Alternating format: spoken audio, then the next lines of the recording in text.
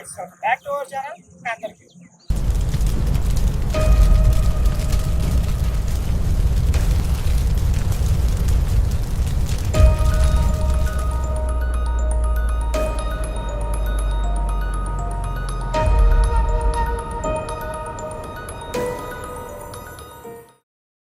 ఈరోజు మనం మరో చరిత్రాత్మక పురాతన వైష్ణవ దివ్య క్షేత్రం అనేది దర్శించుకోబోతున్నాం. ఇది తూర్పుగోదావరి జిల్లా కోరుకొండ మండలం కోరుకొండ గ్రామంలో అయితే ఈ క్షేత్రం చూడడానికి కనిపిస్తుంది. ఈ క్షేత్రాన్ని కోరుకొండ అని పిలుస్తారు. ఈ క్షేత్రాన్ని కోరుకొండ అని పిలవడానికి కారణం, కోరుకొండ అంటే కోరికలు తీర్చే కొండ అని అర్థం. అంటే కొండపైన ఉన్న దేవుడు కోరికలు తీర్చుతానని నమ్ముతూ ఇలా కోరుకొండ అయితే ఈ ప్రాంతాన్ని పిలుస్తూ ఉంటారు. ఈ క్షేత్రం రాజమండ్రి నుంచి మారేడుమిల్లి వెళ్ళే వైపుగా 20 కిలోమీటర్ల దూరంలోను, కాకినాడ నుంచి 60 కిలోమీటర్ల దూరంలోను ఈ క్షేత్రం అయితే మనకు చూడడానికి కనిపిస్తుంది. ఈ క్షేత్రం విష్ణుమూర్తి 10 అవతారాల్లో ఒకటైన నరసింహస్వామి వారి ఆలయం. ఇప్పుడైతే మనం ఈ ప్లేస్ విజిట్ చేసి అక్కడ చరిత్ర తెలుసుకునే ప్రయత్నం చేద్దాం. లేట్ చేయకుండా వీడియోలో వెళ్దాం. ఇప్పుడైతే మనం మన ప్రయాణాన్ని మొదలు పెట్టేసాం. మనం వెళ్ళేది విలేజ్ కాబట్టి అటువైపు ఫార్మింగ్ అనేది ప్రధాన వృత్తిగా అయితే ఉంటుంది. అంటే అక్కడ ప్రతి ఒక్కరు కూడా వ్యవసాయం చేస్తూనే జీవనం సాగిస్తూ ఉంటారు. ఇప్పుడు మీకు వీడియోలో కనిపించేది అయితే టొబాకో ఫార్మింగ్. టొబాకో ఫార్మింగ్ అనేది లీగల్ కాబట్టి ఇలాంటి ఫార్మింగ్స్ కూడా అయితే చేస్తూ ఉంటారు. మనకి వెళ్ళే దారిలో చాలా అద్భుతమైన ప్లేసెస్ అయితే కనిపిస్తూ ఉంటాయి.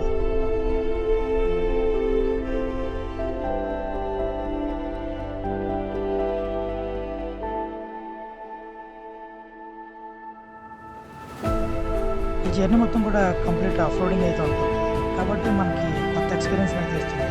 మనకి ఈ జర్నీ మొత్తం కూడా చెరువు గట్ల మీద నుంచి పొలాల మధ్య నుంచి అయితే మన జర్నీ మొత్తం అయితే సాగుతూ ఉంటుంది. మేము మాత్రం ఈ రైడ్ అయితే కంప్లీట్గా ఎంజాయ్ చేసాం.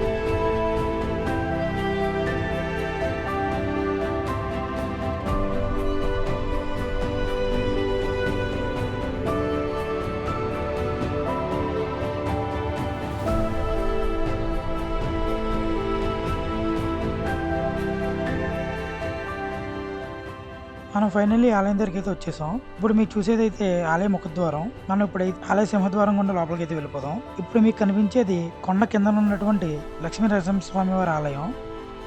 ఆలయం తలుపులు చూడండి చాలా పెద్దగా ఉన్నాయి. ఒక్కొక్కటి దాదాపు 12 నుంచి 15 అడుగులు ఎత్తు అయితే ఉంటుంది.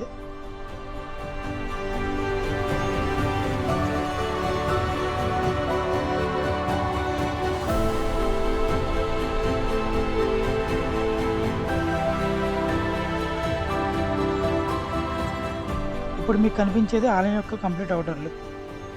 ఇక్కడ మనకు చూడడానికి మండపం, చిన్న రథం ఇలా చాలా అయితే కనిపిస్తూ ఉంటాయి.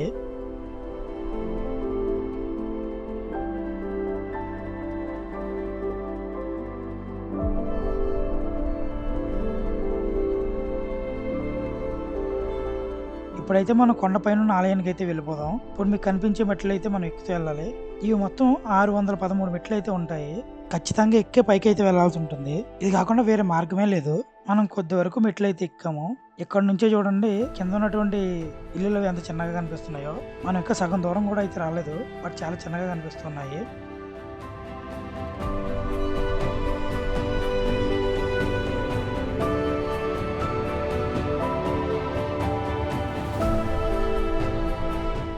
పిల్లలైతే మెట్లెక్కుతూ వస్తున్నారు చూసారు కదా వెనకాల.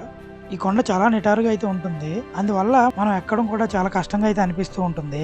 అంతేకాకుండా మనం మెట్లు ఎక్కేటప్పుడు పైనున్న మెట్టు మన మోకాలకైతే తాకుతుంది. అంత నిటారుగా అయితే ఈ మెట్లుంటాయి.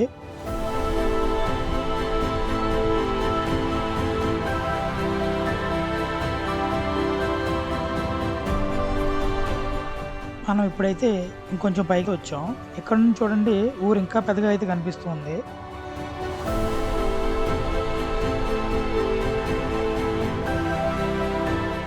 ఇక లేట్ చేయకుండా మనం పైకి అయితే వెళ్ళిపోదాం.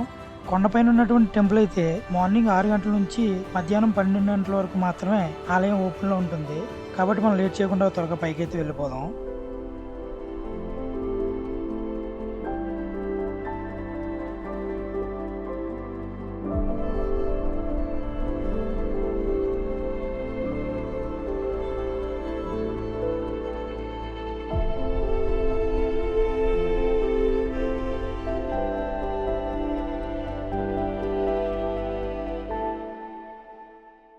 మనం పైకి చేరుకోగానే మనకైతే హనుమంతుల వారి దర్శనం అయితే ఇస్తారు.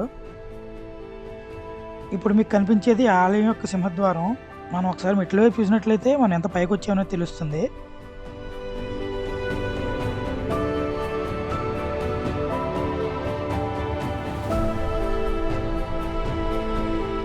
ఇంకా లేట్ చేయకుండా మనం ఆలయంలోకి అయితే వెళ్ళిపోదాం.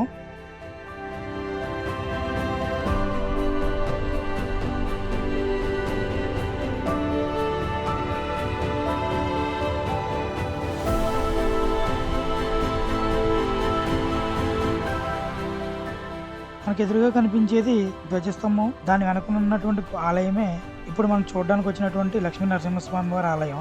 ఈ ఆలయం యొక్క ముఖద్వారం వెనక వైపు అయితే ఉంటుంది. ఇప్పుడైతే మనం అక్కడికి అయితే వెళ్ళిపోదాం.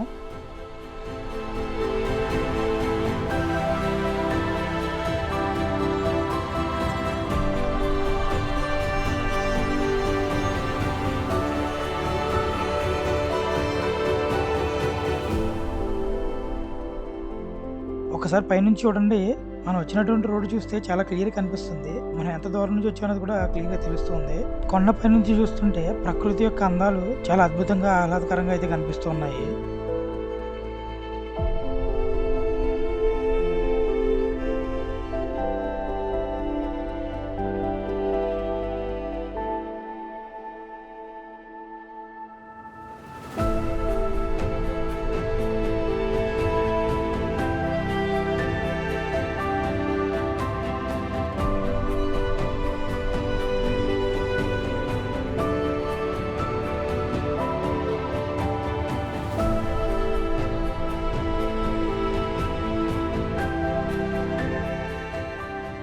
ఇప్పుడైతే మేము దర్శనం చేసుకుని అయితే బయటకు వచ్చేసాం. ఈ ఆలయంలో ఒక ప్రత్యేకత ఉంది. అదేంటంటే ఈ ఆలయంలో మూల విరాట్కు పూజించేటువంటి లక్ష్మీ నరసింహస్వామి వారి విగ్రహం కేవలం 4 నుంచి 6 అంగుళాలు మాత్రమే ఉంటుంది. రథంలో కూర్చుని ఉన్నట్లు కనిపించడం అనేది ఇక్కడ విశేషం. ఇంకా అది స్వయంభూ విగ్రహం కావడం అనేది మరో విశేషం. ప్రతి ఏడాది కూడా మార్చి నెలలో ఆ లక్ష్మీ నరసింహస్వామి వారికి వైభవంగా రథోత్సవం అయితే జరుగుతుంది. ఆ రథోత్సవాన్ని చూసేందుకు వేల సంఖ్యలో భక్తులు ఈ క్షేత్రాన్ని అయితే దర్శిస్తారు. ప్రతి సంవత్సరం కూడా క్రమం తప్పకుండా ఈ ఉత్సవం అయితే జరుగుతూ ఉంటుంది. ఇప్పుడైతే మనం ఈ ఆలయం యొక్క ఆర్కిటెక్చర్ని, ఆలయ అందాన్ని అయితే మనం చూద్దాం. ఇక్కడ మీరు గమనించినట్లయితే రామాయణం, భాగవతం నుంచి కొన్ని సన్నివేశాలను ఇక్కడ విగ్రహ రూపంలో చిత్రీకరించారు. ఆ విగ్రహాలు కూడా చాలా న్యాచురల్ గా, చాలా రియలిస్టిక్ గా అయితే ఉన్నాయి. ప్రతి చిన్న విషయాన్ని కూడా చాలా డీటెయిల్డ్ గా అయితే చెక్కారు. ఈ ఆలయ గోడలు మొత్తం ఈ శిల్పకళతో నిండిపోయి అయితే ఉంది. చూడడానికి చాలా అద్భుతంగా అయితే కనిపిస్తుంది. ఈ ఆలయం మొత్తం కూడా కంప్లీట్ గా ఒక రాతి మీద చెక్కి అయితే కనిపిస్తూ ఉంది. ఎక్కడ కూడా కొంచెం కూడా వేరే మెటీరియల్ ఏది కనిపించదు. అక్కడ కనిపించే స్తంభాలు, గోడలు, గోడ పైన ఉన్నటువంటి విగ్రహాలు ప్రతిదీ కూడా మనకి స్టోన్ తోనైతే చెక్కి చాలా అద్భుతంగా అయితే కనిపిస్తున్నాయి చూడటానికి.